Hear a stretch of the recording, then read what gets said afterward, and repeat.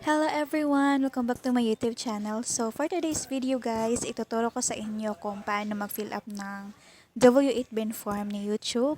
And sa lahat po na hindi pa nakapag-fill up ng form, sundin nyo lang po ang tutorial sa video na ito as of September 2023. So let's go! Punta ka sa Google AdSense account. Since nakapag-login na po ako guys, diretso na po tayo and then click mo iyan.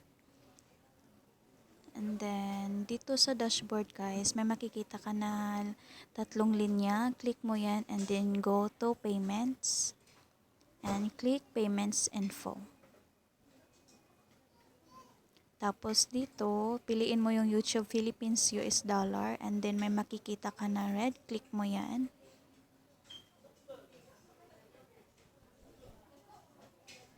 Tapos po, scroll down and then click add tax info. Tapos po, dito guys, before mo i-click yung start form, pwede ka po muna magbasa-basa.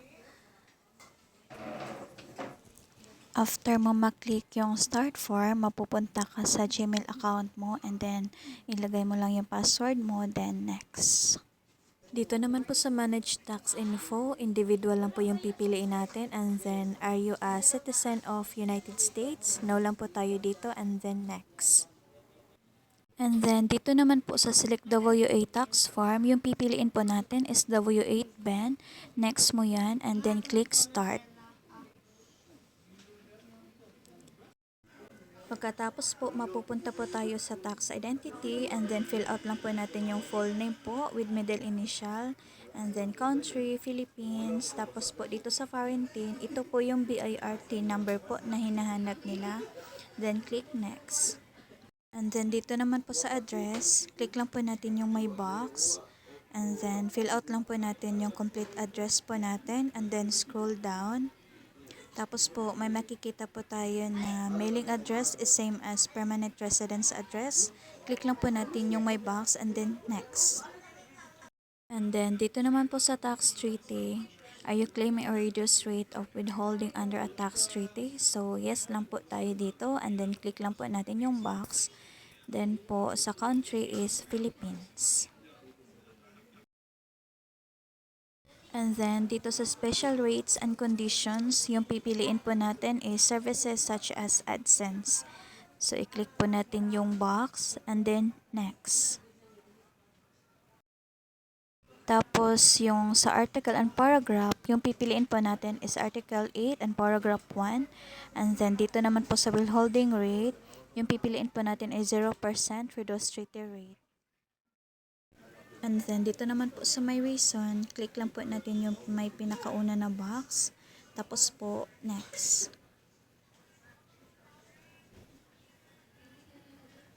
And then, activities and services performed in US. Piliin lang po natin yung no. Tapos po, i-click po natin yung my box and then next. Tapos po, dito sa tax reporting, go po tayo sa paperless.